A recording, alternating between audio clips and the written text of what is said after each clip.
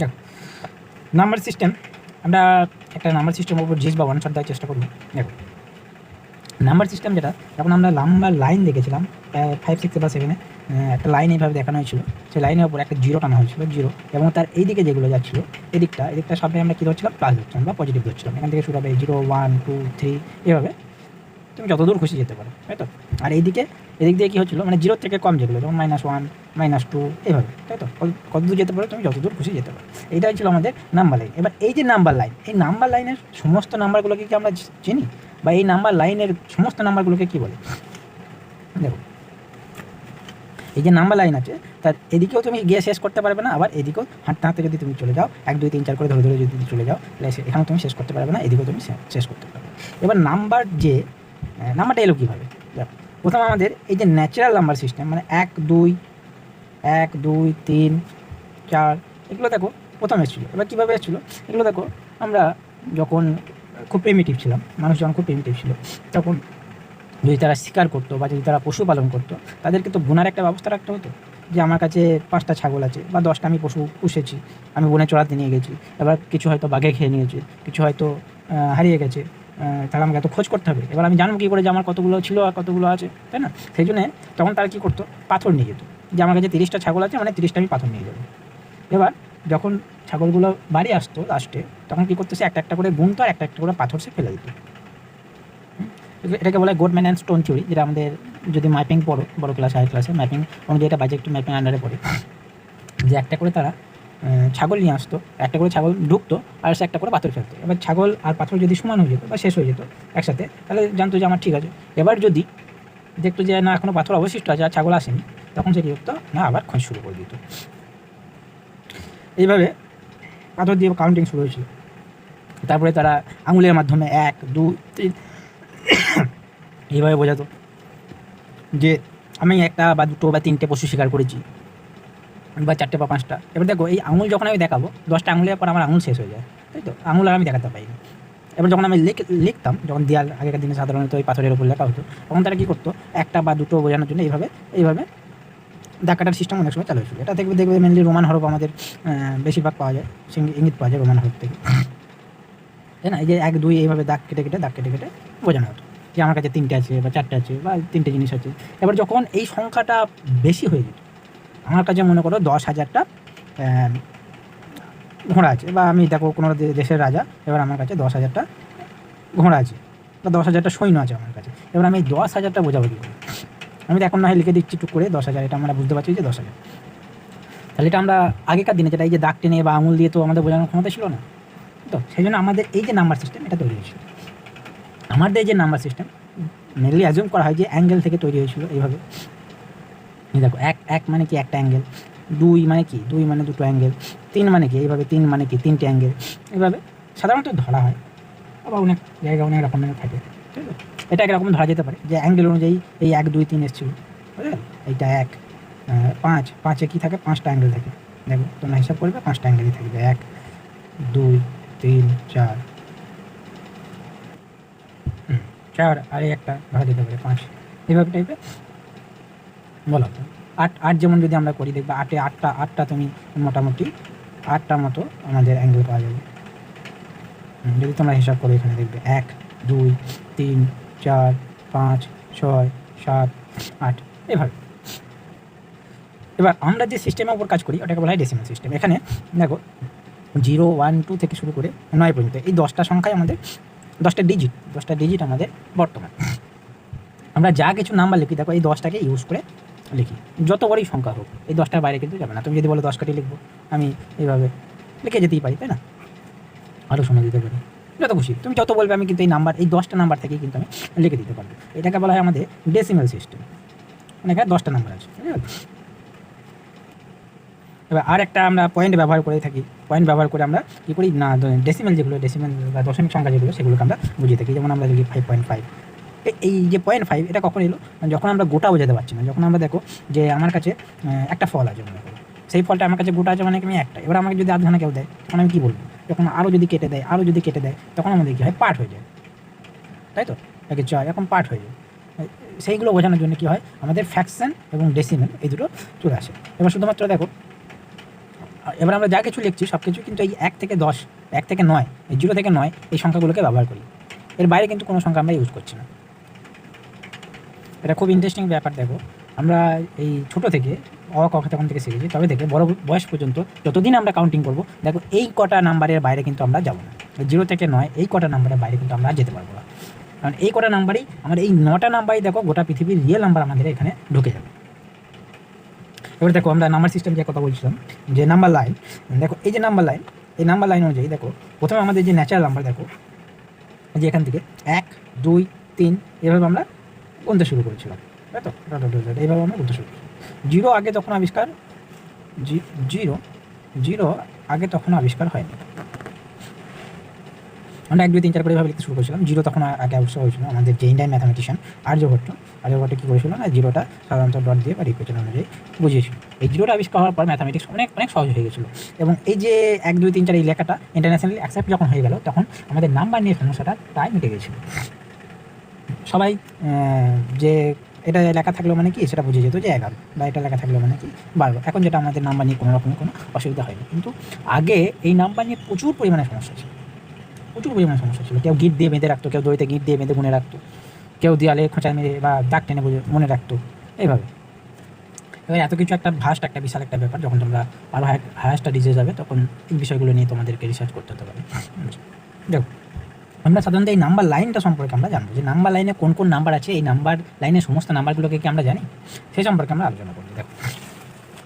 দেখো এখান থেকে যে 0 স্টার্ট হয়েছে, এই 0টাকে আমরা না পজিটিভ বলবো না নেগেটিভ বলবো। 0 মানে 0 ওই দিকে যারা যাবে তারা হবে পজিটিভ, মানে ডান দিকে যারা থাকবে তারা পজিটিভ, আর বাঁ দিকে যারা থাকবে তারা হচ্ছে নেগেটিভ। দেখো আমাদের যে এই সংখ্যাটা যত এই দিকে যাবো, যত এই ডিরেকশনে যাবো, তত কিন্তু সেটা বাড়তে থাকবে, তাই তো। -3 থেকে -2 কিন্তু বড়, মাথায় রাখতে হবে যে -3 থেকে -2 বড়। কারণ কি, আমার কারোর কাছে যদি মানে 3 টাকা যদি ধার থাকে আর 2 টাকা যদি ধার থাকে, কোনটা আমার কাছে ভালো? 2 টাকাটা। তাহলে এই দিকে যত যাবে তত কিন্তু বাড়বে। দেখো 1 থেকে 2 বড়, এগুলো তো বুঝতে পারবে, কিন্তু এই দিকে যত যাবে -3 থেকে কিন্তু -2 বড়, -2 থেকে কিন্তু -1 আরও বড়, -1 থেকে 0 কিন্তু আরও বড়, বুঝে গেল? দেখো এবার এগুলো তো আমরা জানতে পারলাম যে 1 2 3 4 এগুলো। এবার এইগুলোকে আমরা একটা নাম দিই, যেটাকে বলা হয় ন্যাচারাল নাম্বার। এবার এখানে যখন এই 0টা ঢুকে যায় তখন সেটাকে বলা হয় হোল নাম্বার। ন্যাচারাল নাম্বার বা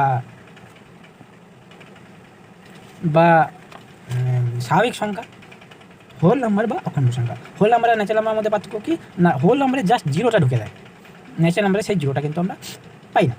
বেশ, দেখো এবার এই বললাম যে এই নাম্বার লাইনে আমি গিয়ে কি কোনোদিন শেষ করতে পারবো? যদি হাঁটতে যাই বা কুড়তে নাম্বার করতে যাই, তাহলে কিন্তু আমরা কোনোদিন শেষ করতে পারবো না। এই যে শেষ করতে পারবো না, এই ভাষাটাকে আমরা একটা ডিফাইন করে থাকি, যেটাকে বলা হয় ইনফিনিটি। এটা কোনো নাম্বার না, এই যে এই চিহ্নটা আমি দিয়েছি, এটা কোনো নাম্বার না, এটা একটা ডিফাইন করা যে এটা কোনো দিন শেষ হবে না। বুঝে গেল? ইনফাইনিট এই জিনিসটা কি না, ইনফাইনিট বা অসীম।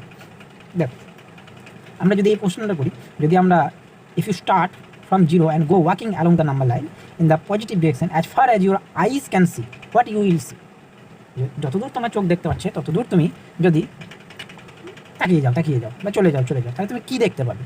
তুমি কি শেষ করতে পারবে? তাহলে এই কনসেপ্টটাকে আমরা বলা হয় ইনফিনিটি বা অসীম। এবার যদি আমরা সাপোজ করি যে তুমি কালেক্ট করছো সমস্ত নাম্বারগুলো, তাহলে সেখানে তুমি কী করতে পারবে না শেষ করতে পারবে। এবার এই নাম্বার সিস্টেমকে আমরা কীভাবে ভাগ করি? দেখো যে আমাদের যে নাম্বার লাইনটা আছে, সেই নাম্বার লাইনের সমস্ত নাম্বারগুলোকে আমরা একটা ক্যাটাগরিতে রেখে দিই। দেখো নাম্বার সিস্টেমকে আমরা দুটো সাধারণত রিয়েল নাম্বারই ভাগ করে থাকি, আমরা রিয়েল নাম্বার আন্ডারে থাকি। এবার আরেকটা নাম্বার আছে যেটাকে বলা হয় কমপ্লেক্স নাম্বার, যেটা রিয়েল নাম্বার আন্ডারে পড়ে না, যেটা আমরা সাধারণত বাস্তবভাবে ইউজ করি না। যেটাকে এই সংখ্যাটাকে বলা হয় কমপ্লেক্স নাম্বার বা ইমাজিনারি নাম্বারকে বলা হয় অবাস্তব বা কাল্পনিক, যেটা ইমাজিনারি, যেটা আমরা ইমাজিন করে থাকি। এই নাম্বারটাই দেখবো অনেক সময় আমরা যখন একটা ইকুয়েশন আমাদের কাছে এলো যে x² = x² + 2 = 0, এই যে ইকুয়েশনটাকে যখন আমরা সলভ করতে যাই বা এরকম টাইপের ইকুয়েশনটাকে যখন আমরা সলভ করতে যাই, তারপর x² = -2, তবে এই যে জিনিসটা একটা নাম্বার, একটা বাস্তব নাম্বার তার স্কোয়ার যেটা, সেটা আমাদের নেগেটিভ আসবে। কখন সম্ভব? তখন কি সম্ভব যে কোনো একটা বাস্তব নাম্বার তার স্কোয়ার করছি, তার বর্গ করছি, সেখানে আমার নেগেটিভ নাম্বার চলে আসছে? এটা কখনো সম্ভব না। তো এই যে ইকুয়েশনটা ম্যাথামেটিক্সের কাছে বিশাল একটা প্রবলেমের সৃষ্টি করেছিল। এই প্রবলেম থেকে বাঁচার জন্য কী করেছিল, ওরা নতুন একটা সিস্টেম আবিষ্কার করেছিল, যেটাকে নাম দিয়েছিল কমপ্লেক্স নাম্বার সিস্টেম। তো আমরা সাধারণত রিয়েল নাম্বার সিস্টেম নিয়ে কাজ করি, আমরা বাস্তব সংখ্যা নিয়ে কাজ করি। এটা কি আমাদের হায়ার স্টাডিজের সময় এই কমপ্লেক্স নাম্বার সিস্টেমটাকে আমাদের পড়তে হয়। তো আমাদের যা কিছু আছে রিয়েল নাম্বার সিস্টেম আন্ডারে আছে। দেখো রিয়েল নাম্বার সিস্টেম আন্ডারে আমরা কী কী পড়বো দেখো, একটা হচ্ছে রেশনাল নাম্বার, একটা হচ্ছে ইরেশনাল নাম্বার। মেনলি আমাদের দেখো একটা রেশনাল নাম্বার, একটা ইরেশনাল নাম্বার। এই রেশনাল নাম্বারের আন্ডারেই আরও আন্ডার বাচ্চা অনেক ছোটো ছোটো ছোটো ছোটো জিনিস ঢুকবে। যেমন একটা দেখো ন্যাচারাল নাম্বার, স্বাভাবিক সংখ্যা, যেটাকে আমরা এন দিয়ে, একটা ডাবল হেডেড এন লেখা হয়, এটা বোল্ড করে লেখা হয়। এবার আমরা কী করি, একসাথে লিখতে পারি না বলে এইভাবে দেখো এটাকে এটা লেখা হয়, বুঝলি, একটু মোটা করে লেখা হয়, যাতে আমাদের যে সাধারণ ন্যাচারাল নাম্বার সেটা থেকে এটা একটু আলাদা দেখায়, সেই জন্য আমাদের এটা একটা দিক বোল্ড করে লেখা হয়। এবার আমরা সাধারণত খুব স্পিডে লেখার জন্য কী করি, এইভাবে ছেড়ে দিই, বেশ। এবার এটাকে বলা হয় কি না ন্যাচারাল নাম্বার বা স্বাভাবিক সংখ্যা। একটা কি হোল নাম্বার বা অখণ্ড সংখ্যা বললাম, এখানে শুধুমাত্র জিরোটা ঢুকে যায়। এবার একটা কি পূর্ণ সংখ্যা বা ইন্টিজার বা পূর্ণ সংখ্যা কি, যেটাকে জেড দিয়ে জাস্ট মিডিলে একটু মোটা করে লেখা হয়, জেড দিয়ে লেখা হয়। ইন্টিজারটা কি না, সেখানে পজিটিভ প্লাস নেগেটিভ, পজিটিভও থাকবে, যেটাকে আমরা দেখো যে জেড প্লাস, যেটাকে বলছি জেড প্লাস মানে কি না, জেড প্লাস মানে হচ্ছে সেই সংখ্যাগুলো এগুলো হচ্ছে 1 2 3 4 মানে ন্যাচারাল নাম্বার গোটা সেটটা। আর জেড মাইনাস বা নেগেটিভ ইন্টিজার কি, নেগেটিভ পূর্ণ সংখ্যা কি, -1 -2 এইগুলো। আর গোটা ইন্টিজারের যে সেটটা, গোটা ইন্টিজারের যেটা সেটটা আমরা যদি বলি, সেখানে কী কী থাকবে না, সেখানে 0 +-1 +-2 এইগুলো সমস্ত, 0 থাকবে, +1 +1ও থাকবে, -1ও থাকবে, +2ও থাকবে, -2ও থাকবে, এরকম ডট করে অসীম পর্যন্ত এগুলো থাকবে। আমি যদি এটাকে আমরা সেটের সাহায্যে বোঝাই বা একটা ছবির সাহায্যে বোঝাই, তাহলে কীভাবে বোঝাবে দেখো, এটা আমাদের যদি রিয়েল নাম্বার হয়, এই যে কালোটা এটা যদি আমাদের রিয়েল নাম্বার হয়, তাহলে আমরা কী দেখবো না, রিয়েল নাম্বারের আমরা যেটা পড়ছি সেটা রিয়েল নাম্বার বা বাস্তব সংখ্যায় পড়ছি। এবার দেখো আমাদের এই যে রিয়েল নাম্বারের সেটটা, এই রিয়েল নাম্বার সেটটা দেখো, এর বাইরে আরেকটা সেট আছে বললাম, যেটাকে বলা হচ্ছে কমপ্লেক্স নাম্বারের সেট, সিধেই লেখা হয়, এটা কমপ্লেক্স নাম্বার সেট। দেখো এই যে কমপ্লেক্স নাম্বার, এর আন্ডারে কিন্তু সমস্ত রিয়েল নাম্বার ঢুকে যাচ্ছে। আবার এই রিয়েল নাম্বারকে আবার দুটো ভাগে আমরা ভাগ করছি, একটা হচ্ছে রেশনাল আর একটা হচ্ছে রেশনাল, যেটাকে কিউ দিয়ে প্রকাশ করা হয়, আর একটা হচ্ছে ইরেশনাল বা আই দিয়ে প্রকাশ করা হয়, ঠিক আছে। একটা হচ্ছে রেশনাল নাম্বার, একটা হচ্ছে ইরেশনাল নাম্বার। এটা কিন্তু রিয়েল নাম্বারের আন্ডারে পড়ছে। এই যেটা আমি গোটা সেটা মোটা করে দিই, এটাকে যদি আমরা রিয়েল নাম্বার সিস্টেম বলি, এই রিয়েল নাম্বার সিস্টেমের আন্ডারে কিন্তু রেশনাল নাম্বার এবং ইরেশনাল নাম্বার নিয়ে আমরা পড়াশোনা করি। এবার যে ইরেশনাল নাম্বারটা, এটা নিয়ে আমরা একটু অ্যাভয়েড করার চেষ্টা করি, কারণ ইরেশনাল সম্পর্কে আমরা বেশি কিছু এখনও পর্যন্ত অতটা ডিটেলসে বেশি কিছু হয়নি, এবার হলেও সেটা খুব হায়ারের ক্ষেত্রে হয়েছে। আমাদের যে জেনারেল যে ইউজ আমরা, সেই ইউজে কিন্তু আমরা ইরেশনাল নাম্বারকে অত বেশি দেখতে পাই না। সাধারণত দেখবে আমরা যে পিথাগোরাসের উপপাদ্য যখন আমরা করি, তখন আমাদের যে হাইপোটেনিয়াস বা অতিভুজ যখন বার করতে হয়, তখন বেশিরভাগ ক্ষেত্রে এটা ইরেশনাল নাম্বার চলে আসে, বা অমূলদ সংখ্যা, যেটা বাংলায় বলা হয় অমূলদ সংখ্যা চলে আসে। এবার এই রেশনাল নাম্বারের আন্ডারে দেখো আমরা অনেক ভাগ করে দিই। রেশনাল নাম্বার আমরা আন্ডারে যে নাম্বারগুলো থাকে, সেই নাম্বারগুলোকে আমরা অনেকভাবে ভাগ করে থাকি। এই রেশনাল নাম্বারে ফার্স্ট যেটা দিয়ে শুরু হচ্ছে, সেটা হচ্ছে তোমার ন্যাচারাল নাম্বার বা স্বাভাবিক সংখ্যা, যেটা বললাম 1 থেকে 1 2 3 4 করে শুরু করে ডট করে ইনফিনিটি পর্যন্ত চলে যাবে, যেটাকে আমরা এন দিয়ে ডিনোট করছি। এই ন্যাচারাল নাম্বারকেও আবার আমরা অনেকভাবে ভাগ করে থাকি। দেখো ন্যাচারাল নাম্বারকে আমরা দেখো ইভেন নাম্বার বা জোড় সংখ্যা কোনগুলো, যেটা 2 এর মাল্টিপল বা 2n আকারে লেখা যাবে, যেখানে এনটা কি বিলংস টু ন্যাচারাল নাম্বার, এনটা ন্যাচারাল নাম্বার থেকে নেওয়া হচ্ছে। দেখো এখানে 2 এর সাথে 1 গুণ করো 2 পাবে, 2 এর সাথে 2 গুণ করো 4 পাবে, 2 এর সাথে 3 গুণ করো 6 পাবে, 2 এর সাথে 4 গুণ করো 8 পাবে, এইভাবে, বুঝলো। এটা সংখ্যাতে কীভাবে লেখা হয় না, 2n আকারে লেখা হয়। 2n মানে 2n মানে কি বললাম না, 2n মানে এই যে এনটা, সেটা কোথা থেকে আসবে না, ন্যাচারাল নাম্বার থেকে আসবে। ন্যাচারাল নাম্বার কোনগুলো না, 1 থেকে শুরু করে তুমি যত গুণ করতে থাকবে 2 এর সাথে, তত তুমি জোড় সংখ্যার সেটটা পেয়ে যাবে, বুঝে গেলে। তাহলে এর কি শেষ আছে না, এরও শেষ নেই। তুমি জোড় সংখ্যা যদি বলো, শুধুমাত্র আমরা জোড় সংখ্যা নিয়ে আলোচনা করবো, তাহলে কিন্তু এরও কিন্তু শেষ নেই। আবার দেখো যদি জোড় সংখ্যা যদি তুমি যোগ করবে, মানে 2 এর সাথে 2 তুমি যোগ করবে, দেখো এখানে দেখো 2 এর সাথে 2 যোগ করলে কী পাবে, আবার একটা জোড়ই পাবে, অন্য কিছু কি পাবে, অন্য কিছু কিন্তু পাবে না। আমি যদি ইন জেনারেল বলে দেখি, দেখো তুমি 2n1 একটা সংখ্যা নিতে পারলে, আর 2n2 একটা সংখ্যা নিলে, যেটা দুটোই জোড়, যেহেতু 2 গুণ আছে, তাহলে তুমি দুটোকে যোগ করো, তাহলে এটা আসবে। যদি তুমি 2 কমন নাও, 2 × n1 + n, দেখো এটা অবশ্যই একটা জোড় হবে, কারণ এটা দুটো অলরেডি মাল্টিপল আছে। তো তুমি দুই সংখ্যা জোড় সংখ্যাকে যদি তুমি যোগ করো, তাহলে কিন্তু তুমি জোড় সংখ্যায় পাবে। এবার জোড় সংখ্যাকে যদি তুমি গুণ করো, তাহলে কী পাবে, অবশ্যই আবার জোড় সংখ্যা পাবে। যদি এখানে ধরে নাও 2n1 × 2n2, তাহলে কী পাবে তুমি 4n1 n2। এখানে তুমি অলরেডি 2 তো পেয়ে গেছো। দেখো এই দুইটার জন্য কী হয়ে যাবে, ওরাটা জোড় হয়ে যাবে। এবার তুমি যদি ভাগ করে দাও, যদি তুমি ভাগ করো বা ডিভিশন করে দাও, তাহলে কি তুমি জোড় পাবে। দেখো অলরেডি দেখো 2টা কেটে যাচ্ছে, n1/n2 পড়ে থাকবে, তাই না। এটা কি জোড় হবে, লক্ষ্য করে দেখো। যদি আমরা নিই, দেখো 10 নিলাম আর একটা 2 নিলাম, তাহলে 10কে যদি আমরা 2 দিয়ে ভাগ করি, কত পাবো, 5। তাহলে এটা কি জোড় হচ্ছে, এটা অবভিয়াসলি জোড় নয়। দেখতে পাচ্ছি আমরা 5। তাহলে আমরা যদি 5কে জোড়ায় ভাগ করে দিই, দেখো 1 2 একে একটা জোড়া রাখলাম, একটা জোড়া রাখলাম, একটা দেখো সিঙ্গেল করে থাকছে, তাই তো। এটা কিন্তু জোড় হচ্ছে না। তাহলে ভাগটা কি সবসময় জোড় হবে, ভাগটা জোড় মেবি হতেও পারে, আবার নাও হতে পারে। তাহলে আপনি যে উদাহরণ দিলেন যে এটা জোড় হচ্ছে না, বিজোড় হচ্ছে, জোড় হচ্ছে না, তাহলে এটা জোড় কখন হচ্ছে। দেখো যদি আমরা এই 40কে 2 দিয়ে ভাগ করে দিই, 40ও জোড়, 2 জোড়, তাহলে এদেরকে যদি আমরা ভাগ করি দিয়ে কত পাচ্ছি 20, এটা জোর। তাহলে মেবি জোর পেতেও পারি, আবার বিজোড়ও পেতে পারি। এটা আমরা ইন জেনারেল বলতে পারবো না যে জোর পাবো না বিজোড় পাবো। দেখো তারপর আমরা বিজোড় সংখ্যা কি না, যাকে আমরা 2 এর মাল্টিপল আকারে লিখতে পারবো না, বা যদি আমরা তাকে আলাদা আলাদা করে ভাগ করি, জোড়া করে ভাগ করে দিই, তাহলে তাকে একটা সিঙ্গেল পড়ে থাকবে, যে কারোর সাথে জোড়া তৈরি করবে না।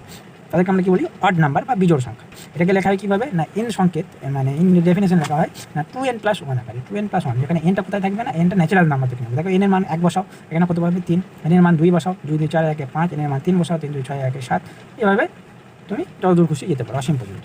এই সংখ্যাটাকে আমরা কী বলা হয় বিজোড় সংখ্যা বা অড নাম্বার, যেটাকে আমরা 2 দিয়ে ভাগ করতে পারবো। এবার আমরা যদি এই বিজোড় সংখ্যাকে যোগ করি তাহলে কী পাবো, তাহলে কি বিজোড় সংখ্যা পাবো? আগে যেমন জোড় সংখ্যাকে যোগ করলাম জোড়ই পেলাম, তাহলে আমি যদি বিজোড় সংখ্যাকে যোগ করি, দেখো বিজোড় সংখ্যা 3 একটা বিজোড় সংখ্যা, 5 একটা বিজোড় সংখ্যাকে যদি আমি যোগ করি কত পাবো, 3 + 5 = 8 পাবো। এটা কি বিজোড়? এটা বিজোড় নয়, এটা দেখো জোড়, কারণ কি 2 × 4, এটাকে কি লিখতে পারবো 2 × 4, এটা কিন্তু জোড়, এটা 4টে জোড়ার আকারে আমরা প্রকাশ করতে পারছি, তাহলে এটা কিন্তু জোড়। তাহলে দুটো বিজোড় সংখ্যা যোগ করলে কিন্তু সব সময়তেই দেখো জোড় সংখ্যা পাবো। আমরা কি বলছি যে সব সময়তেই পাবো? হ্যাঁ অবশ্যই সব সময়তেই আমরা জোড় সংখ্যা পাবো। এবার দেখো আমরা এখানে দেখো একটাকে ঢোকাই, বিজোড় সংখ্যার মধ্যে একটাকেও ঢোকাই, কারণ একটা কি, এবার আমরা যেই সংকেতটা লিখছি সেই সংকেত অনুযায়ী এন যদি আমরা ন্যাচারাল নাম্বার থেকে নিই, দেখো ন্যাচারাল নাম্বার থেকে যদি নিই তখন কিন্তু এই একটা কিন্তু আমাদের আর ঢুকবে না, কারণ এখানে 1 বসবে, এনের মানে 1 থেকে শুরু করবে। যদি 1 বসে তাহলে 3 থেকে শুরু হয়ে যাবে, কিন্তু এই একটাকে ঢোকানোর জন্য আমরা কী করি এনটাকে হোল নাম্বার থেকে নিতে পারি। এখানে এনটা বিলংস টু হোল নাম্বার লিখতে পারি, কারণ জিরোটা অলরেডি ঢুকে গেল, যদি জিরো নিয়ে নিই তখন কিন্তু আমাদের একটা ঢুকে গেল, একটা কিন্তু আমাদের বিজোড় সংখ্যা। আমরা দেখো এই যে ন্যাচারাল নাম্বার, এই ন্যাচারাল নাম্বারটাকে আবার দুটো ভাগে ভাগ করে দিলাম, একটা হচ্ছে জোড়, একটা হচ্ছে বিজোড়। এবার আমরা যদি আর কটা প্রপার্টি যদি আমরা দেখি যে বিজোড় সংখ্যা যদি আমরা গুণ করি তাহলে কি আমরা জোড় পাবো? দেখো যেমন যোগ করলাম দিয়ে জোড় পেলাম, যদি আমরা বিজোড় সংখ্যা গুণ করি যেমন 3 × 5 যদি করি, তখন কোনো সময় আমাদের জোড় পাবো না। 3 × 5 = কত হচ্ছে 15। তুমি যে কোনো সংখ্যা গুণ করো, দেখো বিজোড়ই পাবে, জোড় আর পাচ্ছ না। যদি ভাগ করো তাহলেও সেম, বিজোড় কিন্তু জোড় কিন্তু আর পাবে না, একমাত্র যোগের সময় কিন্তু জোড় পাচ্ছ। এবার আমরা কি দেখো একটা জিনিসকে আমরা অ্যাভয়েড করে চলছি, মাইনাসটাকে, মাইনাসটারও সেম, যদি তুমি 5 - 3 করো, দেখো লক্ষ্য করে দেখো কত পাচ্ছ 2। আমরা এই জিনিসটাও শিখবো, দেখো 3 - 5 এটা হচ্ছে কত -2, এটা কিন্তু নেগেটিভে চলে যাচ্ছে, এটা কিন্তু আর ন্যাচারাল নাম্বারের মধ্যে থাকছে না, এটা ইন্টিজারের মধ্যে চলে যাচ্ছে। নাও জোড় সংখ্যা গেল এবং বিজোড় সংখ্যা গেল, তাদের যোগ গুণ ভাগ বিয়োগও দেখলাম। এবার একটা জোড়ের সঙ্গে যদি আমরা একটা বিজোড়ে যোগ করি, দেখো আমরা যদি 3 + 5 করি, দেখো কত আসবে 8 আসবে। তাহলে এখানে কি আসবে, সরি এটা তো বিজোড় প্লাস বিজোড়, যদি আমি 3 + 4 করে দিই তাহলে কত আসবে, দেখো একটা বিজোড় সংখ্যা আসবে, তাই না? যেটাকে আমরা সংখ্যাতের মাধ্যমে যদি আমরা বলি, দেখো এটা ছিল কত 2n+1, আর এটা কত ছিল 2n, যদি যোগ করি তাহলে কত হবে 4n, এটা n1 ধরে নাও, n1 n2, তাহলে 2 × n1 + n2 + 1। দেখো এই যে টাইপটা এইটা হচ্ছে জোড়, কিন্তু এর সাথে এক যোগ হওয়ার জন্য এটা কী হয়ে গেল বিজোড় হয়ে গেল, একটা সিঙ্গেল পড়ে থাকবে, তখন কী হয়ে গেল জোড় হয়ে গেল। এবার সেটাকে আমরা যদি লিখে দিই কী পাবো না, অড + অড যদি আমরা করি, মানে বিজোড় + বিজোড় যদি আমরা করি তাহলে কী পাবো, আমরা সেখানে জোড় পাবো। আর যদি আমরা অডের সাথে ইভেনের বা ইভেনের সাথে অডের যদি আমরা যোগ করি তাহলে কী পাবো, অড মানে কি বিজোড়, আর ইভেন মানে কি জোড়। তাহলে জোড় + জোড় করলে আমরা কী পাবো, বিজোড় + বিজোড় করলে আমরা পাবো জোড়, আর জোড়ের সাথে যদি বিজোড়ের বা বিজোড়ের সাথে জোড় সেম ব্যাপার যদি আমরা যোগ করি তখন কিন্তু আমরা বিজোড়ই পাবো। যদি আমরা দুটো বিজোড় সংখ্যার গুণ করি তাহলে কী পাবো, আমরা সবসময়তেই বিজোড় পাবো। যদি আমরা একটা জোড় এবং একটা বিজোড় তার মধ্যে গুণ করি তাহলে কী পাবো, সেখানে কিন্তু আমরা জোড়ই পাবো, কিন্তু কারণ অলরেডি দুইটা ঢুকে আছে গুণ হয়ে, তাই তো? গোটাটার সাথে যদি গুণ করি তাহলে দুইটা অলরেডি আবার গুণ হয়ে যাবে। যদি ইভেনের সাথে ইভেন গুণ করি সেম, তাহলে এখানে 2 ছিল, এখানে 2 গুণ ছিল, এখানেও 2 গুণ ছিল, তাহলে দুটোর সাথে কী হয়ে যাবে 4 গুণ হয়ে গেল, 2 2 4, তাই তো? যেমন আমরা এক্সাম্পল দিয়ে যদি যে একটা ছিল 10 আর একটা ছিল 20, দুটোই জোড়। দেখো এটা 2 × 5 আছে, এটা 2 × মনে করো এটা অন্য নাম দাও, এটা যদি আমরা 10 2 × 7 যদি 14 করি তাহলে দেখো 2 × 7, তাই না? তাহলে এটাও ইভেন, এটাও ইভেন। যদি এই দুটোকে আমরা গুণ করি 10 14 কত হবে, 10 × 14 = 140 যদি আমরা করি তখন দেখো এই দুটো দিয়ে 2 × 5 × 2 × 7, দেখো 4 × 35, তাই তো? যে এই 4টা গুণ হয়ে গেল, তাই তো? তাহলে এই জন্য এটা কী হয়ে গেল, জোড় হয়ে গেল। যদি আমরা এখান থেকে 2 বার করি 2 × কত হবে 70 হবে, তাই তো? এই দুইটার জন্য কী হয়ে গেল, সেটা জোড় হয়ে গেল। তাহলে যদি আমরা জোড়ের সাথে বিজোড়ে করি বা জোড়ের সাথে নিজের জোড়েরই গুণ করি তাহলে অলওয়েজ আমরা কী পাবো না, জোড় সংখ্যা পাবো। এবার এরপরে একটা ইন্টারেস্টিং নাম্বার আসছে যেটাকে আমরা বলছি প্রাইম নাম্বার। দেখো জোড় বিজোড় আলাদা চলে গেল, জোড় বিজোড়ের পুরো নাম্বার সিস্টেম ন্যাচারাল নাম্বার সিস্টেমকে আমরা ভাগ করে দিলাম। এরপর একটা স্পেশাল টাইপ আসছে যেটাকে বলা হচ্ছে প্রাইম নাম্বার। প্রাইম নাম্বার কী দেখো, প্রাইম নাম্বার হচ্ছে সেই সমস্ত নাম্বার যাদেরকে আমরা নিজেকে এবং এক এবং নিজেকে ছাড়া অন্য কোনো নাম্বার দিয়ে আমরা ভাগ করতে পারবো। যেমন হচ্ছে 2 3 5 7, তাই তো? এগুলো দেখো ওদেরকে ছাড়া ওদেরকে ছাড়া এবং এক ছাড়া অন্য কোনো নাম্বার দিয়ে ডিভাইড করতে পারবে না। এগুলোকে বলা হয় প্রাইম নাম্বার বা মৌলিক সংখ্যা। এবার তোমরা জিজ্ঞাসা করবে যে এককেও তো আমরা এক দিয়ে ছাড়া, নিজেকে ছাড়া এবং এক দিয়ে ছাড়া ভাগ করতে পারি না, তাহলে এককে কি আমরা মৌলিক সংখ্যা বলবো না? না, এক কিন্তু মৌলিক সংখ্যা নয়, কারণ আমরা যে ডেফিনেশন ইউজ করছি সেখানে কিন্তু এককে ধরেই, ওয়ানকে ধরেই আমরা কিন্তু ডেফিনেশন দেখি ওয়ান এবং সেই নাম্বার ছাড়া অন্য কোনো নাম্বার দিয়ে ডিভাইড করতে পারবো। এবার আমরা ডেফিনেশনে যাকে ইউজ করছি তাকেই যদি আমরা প্রাইম নাম্বার বলে দিই বা তাকেই যদি আমরা ডিফাইন করে দিই অলরেডি এটাই প্রাইম নাম্বার, তাহলে কিন্তু আমাদের ডেফিনেশনটাই ওয়েল ডিফাইন হচ্ছে না, মানে আমরা ঠিকঠাকভাবে ডেফিনেশনে দিতে পারছি না। যে আমরা যদি নদীর সংজ্ঞা দিতে যাই তার আগে আমরা যদি বলে দিই যে আমাদের বাড়ির পাশ দিয়ে একটা নদী যায়, যেটা কি আমরা নদী বলি, নদীটা অলরেডি আমরা বলে দিচ্ছি, তাই না? তাহলে এককে যদি আমরা অলরেডি প্রাইম নাম্বার বলে দিয়ে থাকি, এই এককে দিয়ে আমরা যদি আবার ডেফিনেশন দিই তাহলে আমাদের ডেফিনেশনটা ঠিকঠাক হলো না, তাই তো? সেই জন্য আমরা এককে আমরা অ্যাভয়েড করে চলি। এক না প্রাইম ধরা হয় না কম্পোজিট ধরা হয়, এককে আমরা একটা স্পেশাল জায়গায় রেখে দিই, এক মানে এক না প্রাইম না কম্পোজিট। এবার দেখো অনেক সময় পরে যে 1 থেকে 50-এর মধ্যে কতগুলো প্রাইম আছে, 1 থেকে 100-এর মধ্যে কতগুলো প্রাইম আছে, এগুলো মনে রাখতে হবে, কম্পিটিটিভ পরীক্ষার সময় পড়ে যায়। এবার এই যে প্রাইম নাম্বার, এই প্রাইম নাম্বারকে সাধারণত 6n ± 1 আকারে লেখা যেতে পারে। দেখো এবার 6n ± 1 আকারে লেখা গেলেই যে সেটা প্রাইম নাম্বার হবে সেমন কোনো কথা নেই, কিন্তু প্রাইম নাম্বারগুলোকে 6n ± 1 আকারে লেখা যেতে পারে।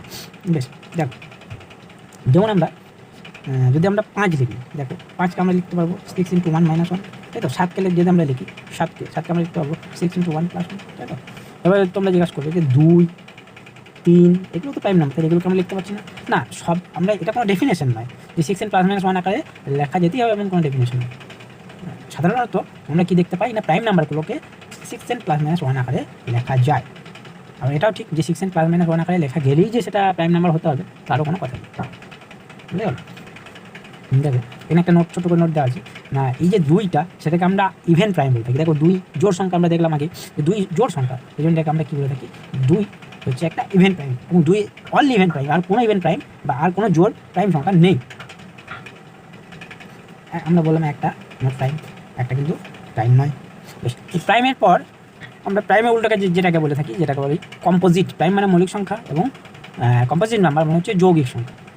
যেটা মৌলিক সংখ্যার উল্টো সেটাকে আমরা কী বলছি, যৌগিক সংখ্যা। মৌলিক সংখ্যা কী বলেছিলাম না, ভাগ করতে পারবো না আমরা সেই সংখ্যা এবং এক ছাড়া অন্য কোনো সংখ্যা দ্বারা ভাগ করতে পারবো না। কিন্তু কম্পোজিট নাম্বার কোন সংখ্যা না, যে সংখ্যাকে আমরা এক এবং সেই সংখ্যা ছাড়াও অন্য কোনো একটা নাম্বার পাবো যেটা ওকে ডিভাইড করে দেবে। যেমন দেখো 4কে তো 1 তো ডিভাইড করবি এবং 4 নিজেও ডিভাইড করবে, কিন্তু দেখো 2ও কিন্তু 4কে ডিভাইড করবে। যেমন 6কে দেখো 1 তো ডিভাইড করবে, 6ও ডিভাইড করবে, আবার 2ও ডিভাইড করবে, 3ও ডিভাইড করবে, তাই তো? এখান থেকে আরেকটা কনসেপ্ট চলে আসে যে ডিভিজার কতগুলো, 100 ডিভিজার কতগুলো, তাই তো? তারপরে এই ডিভিজার বার করার জন্য একটা নিয়ম আছে। যদি তোমরা ডিভিজার বার করতে চাও যে কতগুলো ডিভিজার হবে, বাংলায় যেটাকে কী বলে, ভাজক কতগুলো হবে, যদি আমরা বার করতে চাই তাহলে দেখো 6কে আমরা প্রাইম ফ্যাক্টর আকারে লিখে দেবো। 6 সমান লিখতে পারি 2 × 3, তাই তো? 2 প্রাইম 3 প্রাইম, তাহলে এই প্রাইমের প্রোডাক্ট আকারে যখন আমরা দেখলাম 2 এর মাথায় কত আছে, 1 আছে, 3 এর মাথায় কত আছে, 1 আছে। এবং যখন এই ডিভিজার বার করতে যাবো, দেখো এই যে মাথায় যেটা আছে, এই মাথায় যেটা আছে সেটাকে আমরা লিখবো 1 + 1 × 1 + 1। এর মাথায় 1 যোগ হয়ে যাবে, এর মাথায় 1 যোগ হয়ে যাবে, যত থাকবে তার সাথে 1 যোগ হয়ে যাবে, দুগুণ হবে, কত হলো টোটাল 4 হয়ে গেল। 2 2 4, দেখো 1 6 2 আর 3, দেখো 6 এই করে ডিভিজার। এবার যদি বলি আমরা 9 ডিভিজার কোনগুলো হবে, দেখো 9কে আমরা কী করতে পারবো, 9 সমান আমরা লিখতে পারবো 3², তাই তো? অনলি 3টাই প্রাইম পাবো যাকে পরের টাকায় লিখতে পারবো। এই 3² যদি থাকে তাহলে দেখো এর মাথায় কত আছে, 2 আছে, 2 + 1 হয়ে যাবে, এখানে পরের টাকা আর কেউ নেই, এখানে টোটাল কটা হয়ে যাবে, 3টে হয়ে যাবে। ডিভিজার কতগুলো হয়ে যাবে, 3টে। দেখো 1 3 আর 9, অন্য কোনো ডিভিজার পাবো আর পাবো। যদি আমরা এইভাবে 100 বার করতে চাই তাহলে 100 কত, 100কে আমরা কীভাবে লিখতে পারবো না, 4 25 আমরা জানি, 4 25 তার মানে কি 2² × 5²। তাহলে এখানে দেখো 2 আছে, তাহলে মাথার সাথে 1 যোগ হয়ে যাবে, 2 + 1 আর হলো 2 + 1, তাহলে এই জন্য 2 + 1 এলো, এই জন্য 2 + 1। তাহলে কত গেল, 3 × 3 কত গেল, 3 থেকে কোনগুলো না, 1 2 4 5 10, তারপরে 20 40, সরি 20 পাওয়ার কত পাবো আমরা, 25 পেতে পারি, 5 5 25, তারপরে 50 পেতে পারি, তারপরে 100, দেখো 3 আর 3 6 আর 3 9, তো তাহলে টোটাল 9টা টাইপের। এইভাবে আমরা ডিভিজার বার করে থাকি। এবার আমাদের প্রাইম নাম্বার গেল, কম্পোজিট নাম্বার গেল, এবার হচ্ছে কো প্রাইম নাম্বারস কি না, দুটো যদি নিজেদের মধ্যে প্রাইম হয়ে যায়, মানে কেউ যদি কাউকে ডিভাইড করতে না পারে, তাদেরকে আমরা কী বলে থাকি? কো প্রাইম নাম্বার বলে থাকি। যেমন হচ্ছে দেখো 2 এবং 3 নিজেরা প্রাইম, তাতে কোনো অসুবিধা নেই, তারা নিজেদের মধ্যে প্রাইম হয়ে যাবে, কো প্রাইম। এবার 4 নিজে প্রাইম নয়, 5 প্রাইম, কিন্তু এরা দুজনে দেখো কেউ কাউকে ভাগ করতে পারছে না, তাহলে এদেরকে আমরা বলে থাকি কো প্রাইম বা রিলেটিভ প্রাইম। রিলেটিভ প্রাইম বা কো প্রাইম এরা সহ অভাজ্য, মানে নিজেদের মধ্যে এরা কিন্তু ডিভাইড করতে পারবে না, নিজেদেরকে ডিভাইড করতে পারবে। যদি আমরা বলি 2-4 কি কো প্রাইম হবে? অবশ্যই হবে না, কারণ কি 2-4কে ডিভাইড করে দেবে। যদি আমরা বলি 3-4 হবে? অবশ্যই হবে, কারণ 3-4কে ডিভাইড করতে পারবে না, 4-3কেও ডিভাইড করতে পারছে না। তাহলে এদেরকে আমরা বলি রিলেটিভ প্রাইম বা কো প্রাইম। আর টুইন প্রাইম বা যুগ্ম অভাজ্য কাকে বলবো? অভাজ্য কাকে বলবো? যখন দুটো কো প্রাইম নাম্বারই, কো প্রাইম যখন আমরা বলছি, যখন দুটো সংখ্যা যখন আমার প্রাইম হয়ে যাবে, যেমন এখানে 4টাও যখন প্রাইম হয়ে যেত, তাদেরকে আমরা বলতাম টুইন প্রাইম। মানে টুইন প্রাইম মানে হচ্ছে দুটো পরপর প্রাইম, দুটো কনসিকিউটিভ প্রাইম নাম্বার যখন আমরা নিচ্ছি, তখন সেটাকে আমরা কী বলছি? Twin prime. দেখো 3 আর 5, 5 আর 7, তারপরে কত হবে? 7 সাথে 9 হতে পারে, 7 সাথে 9 হবে না, 11 সাথে 13। দেখো 11 সাথে 13 পাচ্ছি আমরা। দেখো এদের মধ্যেই দেখো যে গ্যাপটা, সেটা দেখো 2 আছে, তাই না? এরপরে যদি তুমি নিতে যাও, 13 উপরে কত পাচ্ছ তুমি? যদি 5 7 11 13 17, 17 পরে তুমি 19 পাবে, তাই তো? 17 18 19, তারপরে 23 পাবে, তারপরে 23-এর পরে দেখো অনেক দূর চলে যাচ্ছে, তো আর ধরো 2-এর গ্যাপে আর আসছে না, তাই তো? তাহলে যেগুলো 2-এর গ্যাপে আসবে সেগুলোকে আমরা বলছি টুইন প্রাইম। এদের মধ্যে যে ডিফারেন্সটা সেটা দেখো 2 থাকছে, কিন্তু এবং পরপর দুজনেই কী হচ্ছে? প্রাইম হচ্ছে। এদেরকে আমরা কী বলছি? টুইন প্রাইম বা যুগ্ম অভাজ্য। 2 consecutive prime numbers are with an interval of 2. এরপর আমরা যেটা পড়ছি সেটা হচ্ছে পারফেক্ট নাম্বার। আমরা কাকে বলবো? পারফেক্ট নাম্বার বা সম্পূর্ণ সংখ্যা আমরা কাকে বলবো? পারফেক্ট নাম্বার হচ্ছে সেই সমস্ত নাম্বার যাদেরকে সাম অফ অল ফ্যাক্টরস, যে সমস্ত ফ্যাক্টর বা ভাজকগুলো যেগুলো আমরা পাচ্ছিলাম, সেই ভাজকগুলোকে যদি আমরা সাম করে দিই বা যোগ করে দিই, the number except that number, মানে ওই যে নিজের নাম্বারটা যেটা পাচ্ছিলাম, সেও তো ভাগ করছিল তাকে, সেও একটা ভাজক হচ্ছিল, কিন্তু সেই নাম্বারটাকে ছেড়ে দিয়ে যদি বাদবাকি নাম্বারগুলোকে আমরা যোগ করি, তাহলে যদি সেই নাম্বারটাকেই আমরা ফিরে পাই, তখন সেটাকে আমরা বলবো পূর্ণ সংখ্যা, সম্পূর্ণ সংখ্যা বা পারফেক্ট নাম্বার। যেমন হচ্ছে 6 দেখো ডিভিজার কোনগুলো হবে? ফ্যাক্টর কোনগুলো হবে? 1 2 3 আর 6, তাই তো? এবার এমনিতে যদি এই 6টাকে বাদ দিই, যদি এই 1 2 আর 3কে যোগ করি, দেখো 2 আর 3 আর 5 আর 1 6, তাই তো? তাহলে যোগ করার পরে আমি এই 6 সংখ্যাটাকেই ফিরে পেলাম, তাহলে এই 6টাকে আমরা কী বলবো? Perfect number. যেমন 28-এর ক্ষেত্রে করে থাকি, 28-এর ক্ষেত্রেও কিন্তু সেম পারফেক্ট নাম্বার। যদি 28কে বাদ দিই, বাদবাকিগুলোকে যোগ করি, দেখো 28কে আমরা ফিরে পাবো। বাদবাকি আরও আছে যেগুলো আমরা যোগ করলে সেই সংখ্যাটাকেই ফিরে পাবো। এই নাম্বারগুলোকে আমরা কী বলছি? Perfect number. আমাদের ন্যাচারাল নাম্বার সিস্টেম গেল। এবার আমাদের পড়ছি আমরা whole number system. Whole number সিস্টেমে কী পড়ছি না, জাস্ট ন্যাচারাল নাম্বারের সাথে আমরা কী করছি? একটা জিরোকে ঢুকিয়ে দিচ্ছি। যখন আমরা 1 2 কাউন্ট করলাম, যখন আমরা কাউন্ট করছিলাম যে আমার কাছে একটা ছাগল আছে, 2টো ছাগল আছে বা 3টে মেয়েরা আছে, এবার আমার কাছে কোনো কিছুই নেই, তখন আমি কী বলবো? তখন সেটাকে আমরা নাম দিলাম জিরো, শূন্য। আমার কাছে কিচ্ছু নেই, মহাশূন্য, ফাঁকা, বুঝছে? এবার এই জিরোটাকে যখন আমরা ন্যাচারাল নাম্বারের সাথে অ্যাড করে দিচ্ছি, তখন সেটাকে আমরা বলছি হোল নাম্বার বা পূর্ণ সংখ্যা। যদি হোল নাম্বার বলে থাকি, সেটাকে আমরা কী বলছি? পূর্ণ সংখ্যা, অখণ্ড সংখ্যা।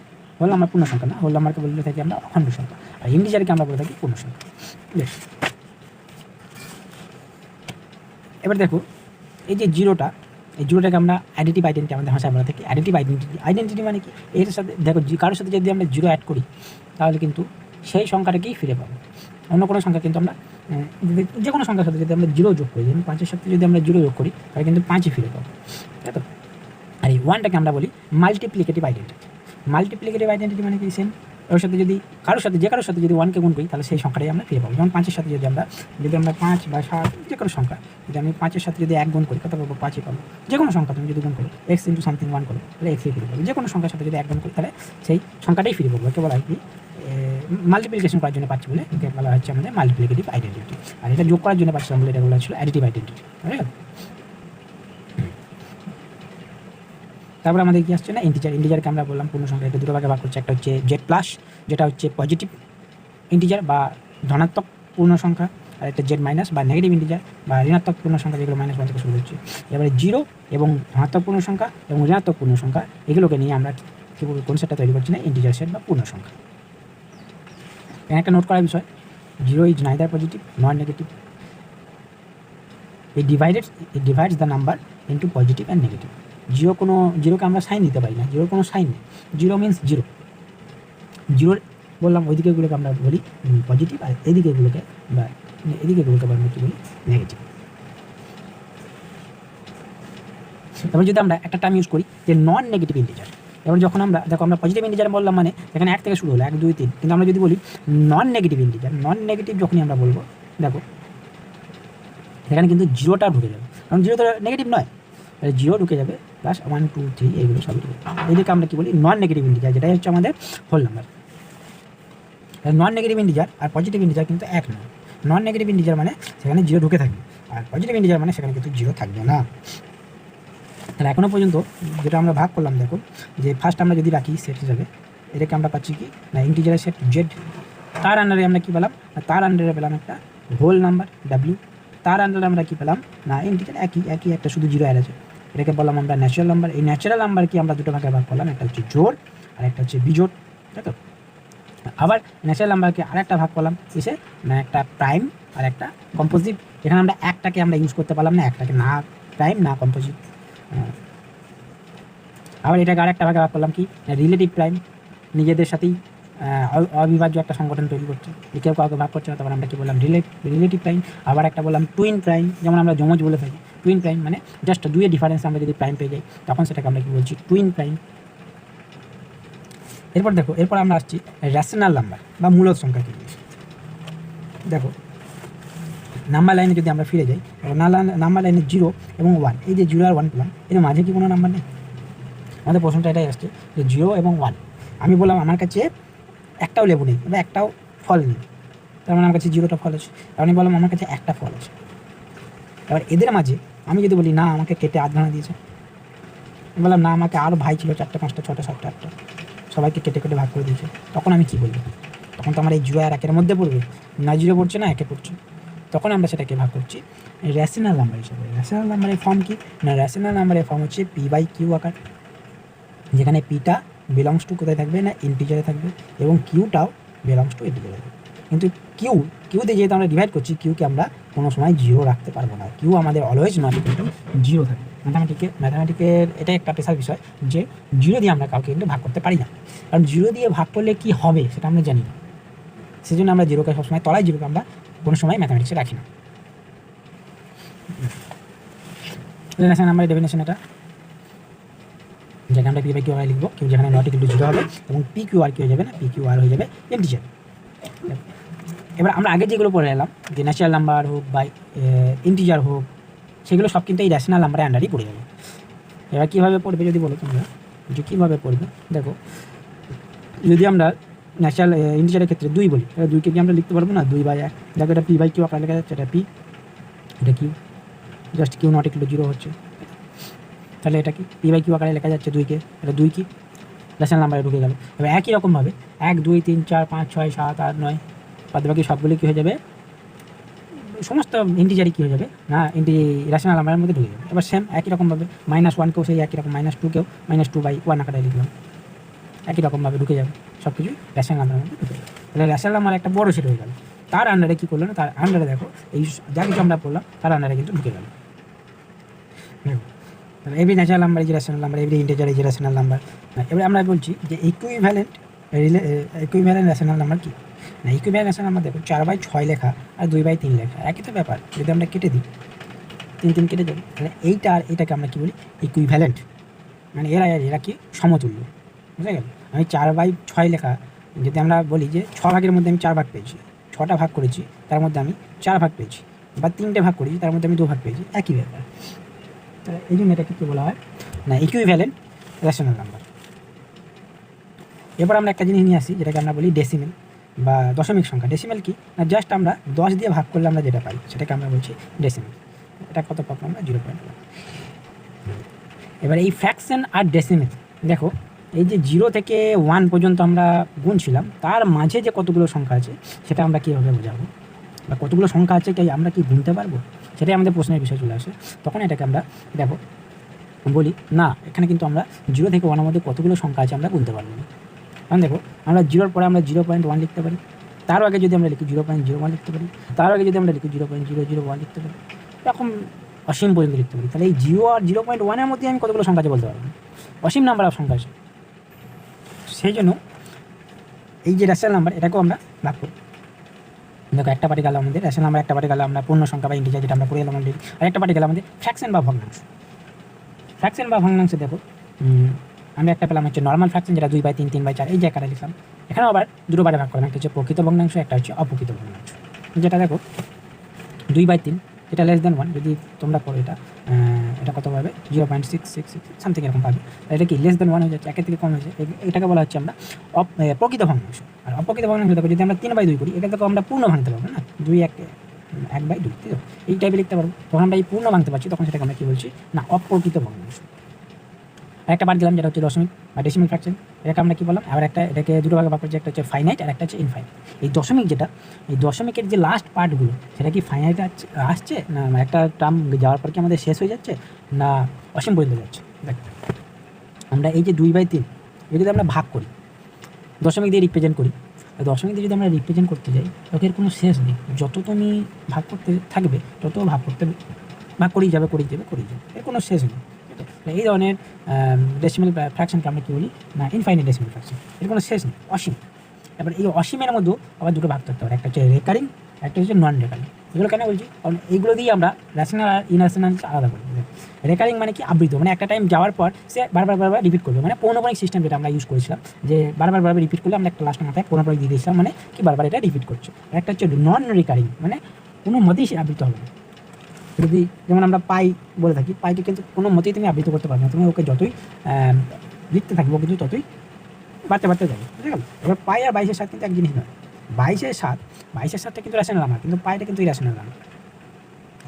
পাইটা হচ্ছে 22-এর সাথে কাছাকাছি বলে 22-এর সাথে রিপ্রেজেন্ট করা হয়, পাই আর 22-7 কিন্তু এক জিনিস নয়, বুঝতে পারো। এবার ইনফাইনাইট ডেসিমেলের মধ্যে দেখো একটা হচ্ছে যেটা আমাদের একটা স্পেশাল কেস পেলাম, যেটা আমাদের শেষ হচ্ছে না, নন টার্মিনেটিং হয়ে গেল এবং নন রেকারিং হয়ে গেল।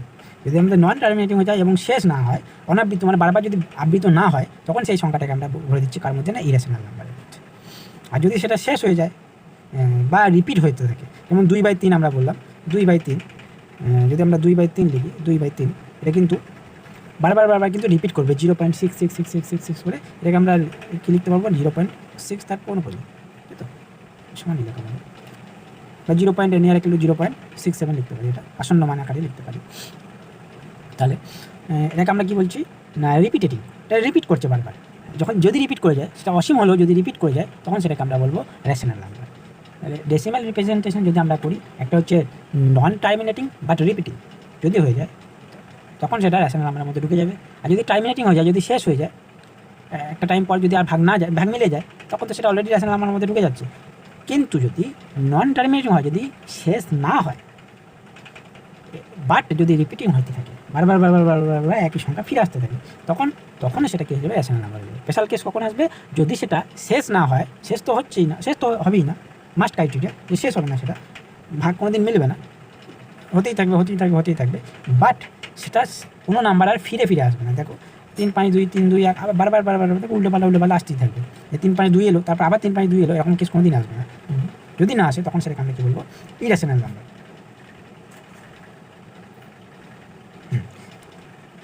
এখানে একটা নোট লেখা আছে, দেখো ফাইনাইট ডেসিমেলকে টার্মিনেটিং ডেসিমেল বলা হয়। এবার আমরা ইরেশনাল নাম্বার একটু পরে আসছি, রেশনাল নাম্বার সম্পর্কে জানি। দেখো রেশনাল নাম্বার কি গুনতে পারি, এটা যদি আমরা প্রশ্ন করি যে রেশনাল নাম্বার কি গুনতে পারি, বা দুটো রেশনাল নাম্বারের মাঝখানে কতগুলো রেশনাল নাম্বার থাকতে পারে। যদি আমরা বলি যে খুব ছোটো সংখ্যা নিলাম 1/2 আর 1/4, এর মধ্যে কতগুলো রেশনাল নাম্বার আছে, এদের নাম্বার লাইনে রিপ্রেজেন্ট করি 1/2 আর 1/4, যদি আমরা 0 রাখি, তাহলে এদের মধ্যে এই রিজনটার মধ্যে কতগুলো রেশনাল নাম্বার থাকতে পারে। দেখো এখানে কিন্তু অসীম নাম্বার অফ রেশনাল নাম্বার থাকতে পারে, এর কোনো শেষ নেই। যদি আমরা বলি আরেকটা প্রবলেম নিই, যেটা 1/2 + 1/4 তা 2 দিয়ে ভাগ করে দিই, তাহলে নিশ্চয়ই এটার মাঝখানে থাকবে। আবার যদি এই যে আর পেলাম, আর এই যে হাফ পেলাম, যদি আর প্লাস হাফ করি, আবার তাকে যদি 2 ভাগ করি, আবার একটা সংখ্যা পাবো যেটা এদের মাঝখানে থাকবে, যেটা আর হাফের মাঝখানে থাকবে। আবার এই এসকে আর যদি হাফকে আবার 2 দিয়ে ভাগ করি, আবার সেই মাঝখানে চলে যাবে, তাই তো। তাহলে তুমি যত করতে থাকবে তত কিন্তু এই হাফের কাছাকাছি যাবে, কিন্তু হাফ হবে না। তাহলে তুমি এই যে হাফ আর 1/4 এর মধ্যে কিন্তু অসীম নাম্বার অফ এলিমেন্ট, অসীম নাম্বার খুঁজে পাবে, যেগুলি সবগুলি হচ্ছে কি রেশনাল নাম্বার। আবার দেখো একটা ইন্টারেস্ট আছে, এই যে তুমি অসীম নাম্বার অফ, এই যে তুমি খুঁজে পেলে না আর হাফ আর 1/4 মনে করো, এই তুমি 2 দিয়ে ভাগ করলে R1 তাহলে এদিকটা তুমি পাচ্ছ, এদিকটাতে কি নাই, ঠিক সেরকমই R1 মধ্যে সেরকমই আমরা R+1 করে যদি 2 দিয়ে ভাগ করে দিই, এরকম দ্বারা এইভাবেও কিন্তু সেই সেম রকম পাবো। এবার কি শুধুমাত্র এই র্যাশনাল নাম্বারগুলো পেয়ে গেলাম মানে এইটুকু জায়গার মধ্যে আমার কি শেষ হয়ে গেল? না, যেমন একটা স্টেট লাইনের মধ্যে ইনফাইনাইট নাম্বার অফ পয়েন্ট থাকে, এখানেও কিন্তু ইনফাইনাইট নাম্বার অফ পয়েন্ট আছে। তুমি যদি বলে দাও যে এইটাই শেষ, কিন্তু শেষ নয়, এর মধ্যেও কিন্তু ইরেশনাল নাম্বার ঢুকে বসে আছে, বুঝলি? কোনো ফাঁক নেই, যতগুলো পয়েন্ট আছে ততগুলো পয়েন্টে কিন্তু নাম্বার আছে, সেই নাম্বারগুলোকে কী বলি আমরা? ইরেশনাল পয়েন্ট, বুঝে গেল? এখানে একটা প্রপার্টি আছে যেটাকে আমরা কী বলি? Density property of Q. Density মানে ঘনত্ব, বুঝে গেল? যে কোনো দুটো রেশনাল নাম্বার, এটার সংখ্যা কী বলছে না, যে কোনো দুটো রেশনাল নাম্বারের মাঝখানে আমরা infinite number of rational number পাবো। একই রকমভাবে ইরেশনাল নাম্বারের ডেনসিটি প্রপার্টি কী বলছে না, যে কোনো দুটো ইরেশনাল নাম্বারের মাঝেও কিন্তু আমরা infinite number of irrational number পাবো, বুঝে গেল? এগুলো আমাদের লেখা আছে, লিখে নিই। ইরেশনাল নাম্বার বা অমূলক সংখ্যা কী বলছে দেখো, যেসব নাম্বারকে আমরা P/Q আকারে প্রকাশ করতে পারি না। ফার্স্ট কথা এটাই যে P/Q আকারে প্রকাশ করতে পারবো না। সেকেন্ড কথা কি না, এর যদি ডেসিমেল রিপ্রেজেন্টেশন করি তাহলে সেটা কী হয়ে যাবে? নন রেকারিং বা নন রিপিটেটিং, আবৃত হবে না, বারবার ফিরে ফিরে আসবে না, অনাবৃত হবে, অ্যান্ড নন টার্মিনেটিং, এবং সেটার কোনো শেষ হবে না, অসীম হতে হবে, বুঝলি? সেই ধরনের সংখ্যাকে আমরা কী বলবো? Irrational number. এবার যদি কোনো সংখ্যাকে আমরা পূর্ণমানিক আকারে লিখতে পারি, বললাম সেটাকে আমরা কী বলবো? সেটাকে অলরেডি মূলদ আমরা বলবো, সেটা কিন্তু অমূলদ আমরা বলবো না। এই যে এই ডেসিমাল রিপ্রেজেন্টেশন দিয়ে আমাদের কিন্তু অনেক প্রশ্ন চলে আসে। বেশ, এবার প্রাইম নাম্বার কোনগুলো হবে দেখো, যদি আমরা বলি √3, এটা কি? এটাকে কি আমরা কোনোদিন P/Q আকারে প্রকাশ করতে পারবো? কোনোদিন পারবো না। আর একে যদি √3 মান আমরা অনেক সময় বার করা শিখেছিলাম, চাঁদার সাজাকে সম্পাদ্য টাইপের কিছু করে √3 মান টাইপের এটা শিখেছিলাম, বা এরপরও যদি আমরা বার করতে যাই তখন দেখবো এই √3 মান কোনো দিন ফ্র্যাকশন আকারে বা টাইমিনেটিং আকারে বা শেষ হয়ে যাওয়ার আকারে কোনো দিন আসবে না, এবং সেটা রিপিটেটিং আকারেও আসবে না বা আবৃত আকারে আসবে না। এটা না হবে আবৃত আর না হবে টার্মিনেটিং। এই ধরনের সংখ্যাগুলোকে আমরা বলবো ইরেশনাল নাম্বার। রুটের ভেতরে যে কোনো প্রাইম নাম্বার যদি আমরা ভরে দিই তাহলে সেটাকে আমরা কী বলবো? Irrational number. বা নন স্কোয়ার নাম্বারকে যদি আমরা রুটের ভেতরে ভরে দিই তাহলে সেটা আমাদের কী পেয়ে যাবো? অমূলক সংখ্যা। যেমন √6, এটা কি? √2 × √3, এই দুটোই কিন্তু অমূলক সংখ্যা, এদের গুণটা অমূলক সংখ্যা, বুঝলেন? কারণ আমরা বড় ক্লাসে গিয়ে পড়বো পাই, এগুলো কিন্তু আমাদের সব ইরেশনাল নাম্বার। এটা কি? এটাকে বলা হয় এক্সপোনেনশিয়াল ফাংশন। এটা আলাদা একটা ফাংশন। আমরা যেমন সাইন পড়েছি, কস পড়েছি, সাইন একটা ফাংশন, কস একটা ফাংশন, সেরকমই একটা নিজে একটা ফাংশন, এটাকে বলা হয় এক্সপোনেনশিয়াল ফাংশন, এবং এটা হচ্ছে ট্রান্সেন্ডেন্টাল ফাংশন, মানে এটা ইনফাইনাইট একটা সিরিজ। বেশিরভাগ পরে পড়বে তোমরা। বেশ, আর আমরা সেম বললাম যে পাই আর 22/7 কিন্তু এক জিনিস নয়। 22/7 কিন্তু সেটা রেশনাল নাম্বার বা মূলক সংখ্যা, কিন্তু পাই একটা অমূলক সংখ্যা। বেশ, দেখো এবার প্রশ্ন আছে যে দুটো আমরা ইরেশনাল নাম্বার ছিল তাকে আমরা যোগ করে দিলাম, কি রেশনাল নাম্বার পেতে পারি? অবশ্যই পেতে পারি। ইন স্পেশাল কেস যদি আমরা দেখো কোনো অমূলক সংখ্যাকে যদি সেই অমূলক সংখ্যার নেগেটিভ দিয়ে আমরা যোগ করে দিই, 0 পাবো। 0 যেখানে একটা রেশনাল নাম্বার, 0 অবশ্যই একটা রেশনাল নাম্বার, যেখানে আমরা P/Q আকারে লিখতে পারি। 0 সামথিং দেখো 0ই পাবে, বুঝলেন? তো যদি আমরা দুটো ইরেশনাল নাম্বারে গুণ করি তাহলে কি রেশনাল নাম্বার পেতে পারি? অবশ্যই পেতে পারি। দেখো √3 সঙ্গে √3 যদি আমরা গুণ করি 3 পাবো, যেটা 3 এর কারণে কি আমার রেশনাল নাম্বার। ঠিক আছে, কোনো সংখ্যা কোনো অমূলক সংখ্যাকে যদি সেই অমূলক সংখ্যা দিয়ে গুণ করি তাহলে কিন্তু আমরা রেশনাল নাম্বার পেতে পারি। এগুলো প্রশ্ন পড়ে অনেক সময় যে দুটো ইরেশনাল নাম্বারের গুণ কি রেশনাল নাম্বার হতে পারে? তাহলে হতে পারে। ঠিক আছে, এবার আমরা যদি বলি যে রেশনালের সাথে ইরেশনালের যোগ গুণ ভাগ বিয়োগ করবো তাহলে কী আসবে? আমরা তাহলে কিন্তু অলওয়েজ সেটা আমার ইরেশনালই আসবে, বুঝে গেল? এবার আমাদের যে কনসেপ্টটা দেখো, আমাদের মনে হতে পারে যে ইরেশনাল আমরা বুঝি খুব কম আছে, তাই না? কিন্তু ইরেশনাল নাম্বার আমাদের কিন্তু অসীম আছে। যদি আমরা আকাশের দিকে তাকাও, আমাদের একটা সংজ্ঞা দেওয়া হয় যে যদি তোমরা আকাশের দিকে তাকাও যতগুলো তারা দেখতে পাচ্ছ সেগুলো যদি রেশনাল নাম্বার হয়, যে কালো অংশটা দেখতে পাচ্ছ সেটা কিন্তু সবই ইরেশনাল। এবার কীভাবে দেখো, যদি আমরা বলি √2 একটা ইরেশনাল নাম্বার, তাই তো? তুমি √2 এর সাথে যদি গোটা রেশনাল নাম্বারকে যোগ করে দাও, যা আছে রেশনাল নাম্বার যা আছে সব যদি √2 এর সাথে যোগ করে দাও তাহলে কিন্তু গোটাটাই কী পাবে? ইরেশনাল পাবে, ইরেশনাল পাচ্ছ, তাই তো? তাই এরকমভাবে √2 √3 দেখো অলরেডি ও একটা সংখ্যা কী করলো না, ইরেশনাল নাম্বার একটা সংখ্যা দিয়ে যোগ করার জন্য সমস্ত রেশনাল নাম্বারের সেট কি ভরে নিল নিজের মধ্যে। তাহলে কি ইরেশনাল নাম্বার কিন্তু অসীম। তো একইরকমভাবে √3 আছে, √5 আছে, এদের সাথে যদি আবার কি যোগ করে আবার একটা আলাদা সেট পেয়ে যাবে, তাই না? তাহলে একটা সংখ্যায় ওর ইরেশনাল নাম্বারের একটা সংখ্যায় রেশনাল নাম্বার সমস্ত কিছু ভরে নিল, তাহলে বাদ বাকি আরও তো বাকি আছে, বুঝে গেল? ইরেশনাল নাম্বার কিন্তু রেশনাল নাম্বার থেকে অনেক বেশি আছে, অনেক বেশি আছে, বুঝে গেল? বেশ, এবার দেখো আমাদের যে ইরেশনাল নাম্বার সেটাকে আমরা দেখো নাম্বার লাইনে দেখো রিপ্রেজেন্ট করি, তাই না? এবার সেটাকে আমরা নাম্বার লাইনে কীভাবে রিপ্রেজেন্ট করবো? আমাদের যে পিথাগোরাস ছিল, এই পিথাগোরাস মেনলি এই যে রুট টু কনসেপ্টটা মেনলি আগেও দিয়েছিল অনেকজন, কিন্তু অতটা ডিসকাস করেনি। কিন্তু আমাদের যে পিথাগোরাস সে কিন্তু আমাদের এই যে রুট টু ব্যাপারটা বা অম্ল সংখ্যার ব্যাপারটা বা নাম্বার লাইনকে রিপ্রেজেন্ট করার ব্যাপারটা কিন্তু সে আলোচনা করে দিয়েছিল। এনে আমরা 400 BC, যে খ্রিস্টের জন্মের 400 বছর আগে তিনি একটা নাম্বার আবিষ্কার করেছিলেন, যেটা বলেছিলেন তিনি যে নট রেশনাল, যেগুলো রেশনাল নাম্বার নয়, বুঝে গেল? এর আগেও দেখো আমাদের আলোচিত হয়েছিল রেশনাল নাম্বার সম্পর্কে, বাট লেস ইন্টারেস্ট দেখানো হয়েছিল, অতটা ইন্টারেস্ট তারা দেখায়নি, সেই জন্য এটা সম্পর্কে বেশি আলোচনা হয়, বুঝে গেল? তো দেখো এটা যদি আমাদের 0 হয়, এটা যদি 1 হয়, আর এটা যদি 1 ইউনিট ডিস্টেন্স ধরি, দেখো এর যে হাইপারএনাসটা সেটা রুট হচ্ছে, আর এর যে প্রজেকশনটা সেটা এরকম জায়গা করছে। দেখো এই যে 0 আর 1 আর 2 এর মধ্যে দেখো এই রুটটা ঢুকে যাচ্ছে, তাই তো? তাহলে আমরা বলেছিলাম যে এই 1 আর 2 এর মধ্যে ইনফাইনাইট নাম্বার অফ রেশনাল পাচ্ছিলাম, তাহলে এই রেশনাল কি পাবো না? এর মধ্যে অলরেডি দেখো রুট 2 ঢুকে গেল খুব করে মাঝখানে, তাই তো? তাহলে এবার রুট 2 এর সাথে তুমি যত যোগ করবে, যে রেশনালগুলো পাচ্ছিলে সমস্ত কিছু যোগ করে দাও, যেমন এই যে 2 দিয়ে ভাগ করার পর যে রেশনালগুলো পাচ্ছিলাম সমস্ত কিছু যদি তুমি যোগ করে দাও, দেখো এর আন্ডারেই পড়ে যাবে, সমস্ত কিছু দেখো এর আন্ডারেই ঢুকে যাবে। 1 আর 2 এর মাঝখানে সমস্ত রুট সমস্ত ইরেশনালগুলো ঢুকে যাবে, কারণ রেশনাল নাম্বারের সাথে ইরেশনাল যোগ করলেই তুমি ইরেশনালই পেয়ে যাবে, তাই না? তাহলে এর আন্ডারে কিন্তু অসীম নাম্বার অফ ইরেশনাল নাম্বার পেয়ে যাবে। এর আন্ডারে 1 আর 2 এর আন্ডারে, এই 1 আর 2 এর আন্ডারে, এই সেটটার আন্ডারে, এবার সেট তোমাদের হয়তো নেই, এই যে এটাকে বলা হয় ওপেন সেট। 1 আর 2 নাম্বার লাইনে এই যে 1 আর 2, যদি 1 আর 2কে বাদ দিই তার আন্ডারে যেটা পড়ছে সেটাকে বলা হচ্ছে ওপেন সেট। এই ওপেন সেটের মধ্যে দেখো ইনফাইনাইট নাম্বার অফ রেশনালও পড়ছে, ইনফাইনাইট নাম্বার অফ ইরেশনালও পড়ছে। এবার তুমি যদি বলো যে আমি 1 আর 2 গিয়ে গুণে শেষ করে দেবো, তাহলে কিন্তু ভুল ভাবছো। এই 1 আর 2 এর মধ্যেই তুমি গুণে শেষ করতে পারবে না, এর ভেতরে কতগুলো পয়েন্ট আছে, বুঝে গেল? তাহলে তুমি বললে যে আমি আরও ছোটো নিয়ে নেবো, তুমি না 1 আর এই একদম কাছে নিয়ে নাও, বুঝে গেল? 1.0000001 নিয়ে নাও, তার মধ্যে তুমি গুণে শেষ করতে পারবে না যে কতগুলো নাম্বার আছে, বুঝে গেল? তাহলে নাম্বার সিস্টেম জিনিসটা আমাদের জানা খুবই প্রয়োজন ম্যাথামেটিক্স শেখার জন্য, মানে এটাই ম্যাথামেটিক্সের কাজ। এটা যদি ঠিকঠাকভাবে জানতে না পারো, ঠিকঠাক যদি না পারো, তাহলে কিন্তু ম্যাথামেটিক্সটা খুব জটিল ব্যাপার হয়ে যাবে, বুঝে গেল? তাহলে এই যে রেশনাল নাম্বার এবং ইরেশনাল নাম্বার এদেরকে নিয়ে আমাদের যে রিয়েল নাম্বার সিস্টেম সেটা আমাদের তৈরি হয়েছে। তাহলে আমি কী বলছি? Every real number is represented by a unique point on the number line. প্রত্যেকটা রিয়েল নাম্বারকে আমরা কী করতে পারি না, এই নাম্বার লাইনে একটা ইউনিক পয়েন্ট দিয়ে আমরা রিপ্রেজেন্ট করতে পারি। যদি বলো না আমাদের পয়েন্ট শেষ হয়ে যাবে, আমরা যদি আমরা এইভাবে দাগ দিতে থাকি, এইভাবে যদি আমরা দাগ দিতে থাকি, তাহলে আমাদের না এখানে পয়েন্ট শেষ হয়ে যাবে না। পয়েন্ট তোমরা যেটা ভাবছো এটা কিন্তু পয়েন্ট নয়। তুমি যদি জুম করো, যদি মোবাইলে জুম করার অপশান থাকে, বড়ো করো, তাহলে কিন্তু এটা অ্যাকচুয়ালি আমাদের পয়েন্ট দেখাবে না। এর থেকেও তুমি অন্য কেউ চাইলে এর থেকেও ছোটো কেউ পয়েন্ট দিতে পারে, তাই না? তাহলে তুমি পয়েন্ট যে জিনিসটা সেটা তুমি যত ছোটো ভাবতে পারছো তার থেকেও কিন্তু ছোটো। তাহলে তুমি যে ভাবছো এইটাই আমার পয়েন্ট, না, এটা কিন্তু পয়েন্ট নয়, এর থেকেও কিন্তু ছোটো, বুঝতে পারো?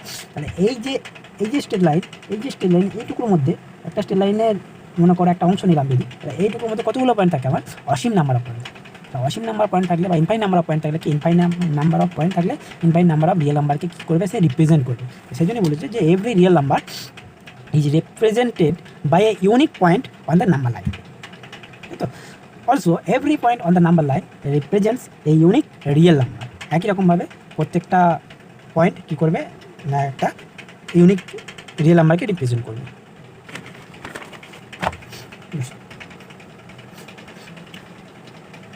দেখো এবার আমরা কী বলছি যে একটা প্রশ্ন আমাদের মনে থেকে যায় যে নেগেটিভ নাম্বারগুলোর কি রুট তারাই লিখতে হবে, কী কেসটা? সেইখানে আমাদের কেস একটা আলাদা চলে আসে, যেটা আমরা বলেছিলাম কমপ্লেক্স নাম্বার। দেখো আমরা কি এভরি নাম্বারকে, রিয়েল নাম্বারের এভরি নাম্বারকে কি আমরা রুটের আকারে লিখতে পারি? না, নেগেটিভ নাম্বারে কিন্তু আমরা রুটের আকারে লিখতে পারি না। এখান থেকে আমাদের একটা আলাদা কনসেপ্ট আছে, যেটা আমরা বলেছিলাম কমপ্লেক্স নাম্বার, তাই তো? যেমন আমরা বলেছিলাম যে এক্স স্কোয়ার প্লাস 1 এটা যদি 0 হয়, তাহলে আমরা কি আসছে এক্স স্কোয়ার সমান -1, তাহলে এক্স কী হবে? √(-1).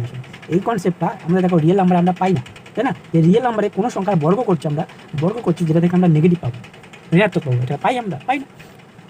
সেই জন্য এটা কী চলে যায়? কমপ্লেক্স নাম্বারে চলে যায়। এটাকে আমরা বলি আয়োটা, এটাকে আই দিলে হয়, আই সমান কত হয়? √(-1), বুঝে গেল? এটা কমপ্লেক্স নাম্বার একটা ফিল হয়ে যায়। এটাকে আমরা রিয়েল লাইন বলে থাকি, এটাকে আমরা ইমাজিনারি লাইন বলে থাকি। এই এককগুলো i, 2i এরকম টাইপের হয়, এখানে 1, 2 এভাবে চলে থাকবে, ঠিক আছে। এখানে আমরা একটা পয়েন্টকে কীভাবে 2 + 3i এরকম টাইপের রিপ্রেজেন্ট করে থাকি। এটাকে আমাদের বলা হয় কমপ্লেক্স নাম্বার সিস্টেম, বুঝে গেল। এটা আমাদের রিয়েল নাম্বার সিস্টেমে নেই। রিয়েল নাম্বার সিস্টেম থেকে কমপ্লেক্স নাম্বার সিস্টেম আলাদা, বুঝে গেল।